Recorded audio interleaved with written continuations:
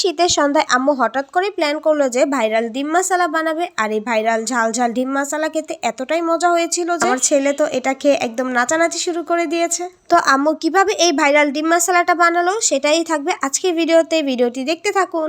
Viral ডিম মশলা বানানোর জন্য শুরুতে যেটা প্রয়োজন সেটা হচ্ছে ডিম ছাড়া তো আর ডিমের মশলা হবে না। তো আমরা প্রথমেই হচ্ছে এখানে ডিমগুলো সিদ্ধ বসিয়ে দিয়েছিলাম আমাদের প্রয়োজন মতো। আর এই তো চুলা জালটাও ধরিয়ে দিয়েছি।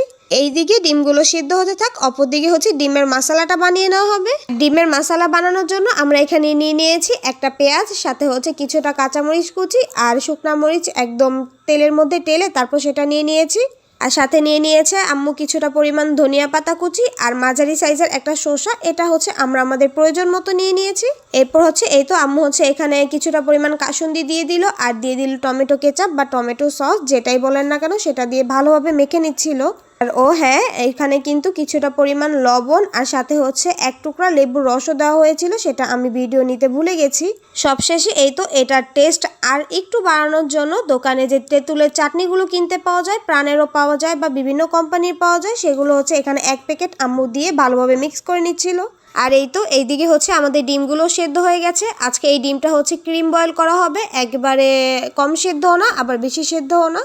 তো ডিমগুলো সেদ্ধ হওয়ার পর আম্মু ডিমগুলো হচ্ছে একদম গরম গরমই ছেলে নিচ্ছিল, কারণ এই ডিমের মশলা একটু গরম গরমই মজা লাগে। এটা হচ্ছে ডিমটা ঠান্ডা হলে আর এত বেশি একটা ভালো লাগবে না।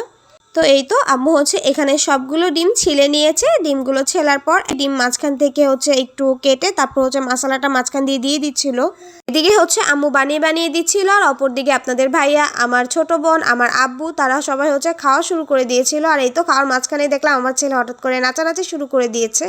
তো সে কিন্তু এমনিতেই নাচছিল, সে কিন্তু এই ভাইরাল ডিম মশলা খেতে পারেনি, কারণ এটা এতটাই ঝাল হয়েছিল যে আমরা বড়রাই খেয়ে টিকতে পারছিলাম না।